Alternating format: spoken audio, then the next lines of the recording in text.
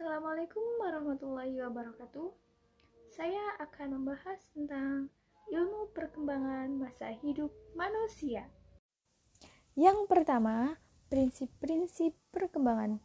Manusia mengalami perkembangan dan pertumbuhan sepanjang hayatnya, dimulai sejak masa pranatal, masa bayi, anak prasekolah, remaja, dewasa, lanjut usia, dan kematian.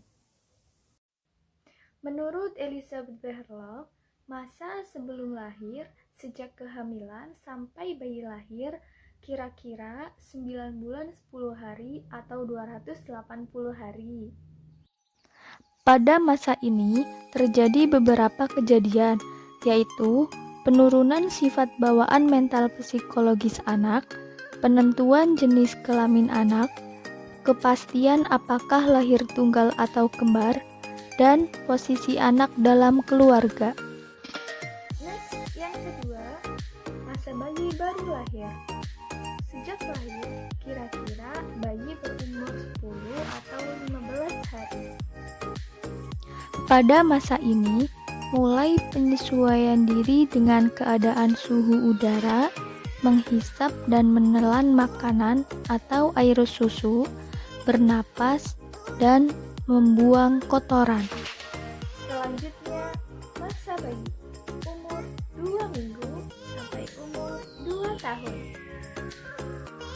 Ciri-ciri masa ini, masa pembentukan pola perilaku, sikap, ekspresi, dan emosi.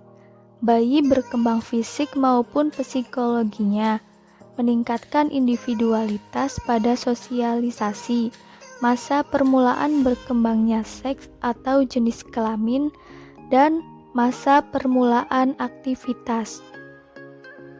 Selanjutnya, masa kanak-kanak awal. Awal masa kekanak-kanakan, umur 2 sampai 6 tahun.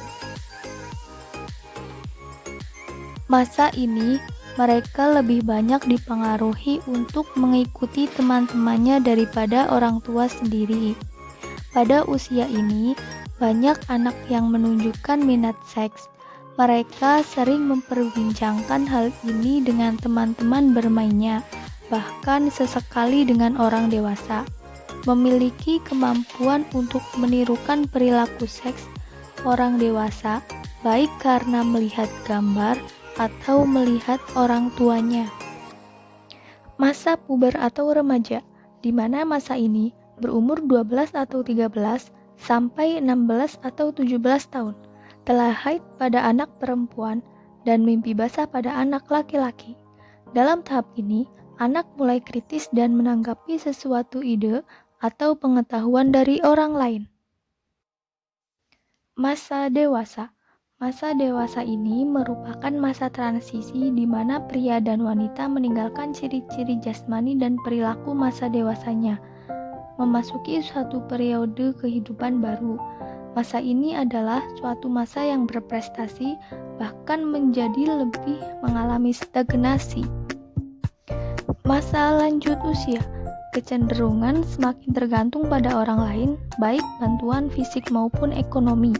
Semakin menurunnya kemampuan motorik, kekuatan fisik, seksual, dan banyak tidak berfungsinya sistem saraf. Selanjutnya, saya akan menjelaskan tentang faktor-faktor yang mempengaruhi perkembangan. Elizabeth Berloch mengemukakan beberapa faktor, yaitu faktor internal, faktor eksternal, dan faktor pembawaan. Yang terakhir adalah teori-teori perkembangan. Teori-teori perkembangan terdiri dari teori nativisme, teori empirisme, dan teori konvergensi. Sekian dan terima kasih. Wassalamualaikum warahmatullahi wabarakatuh.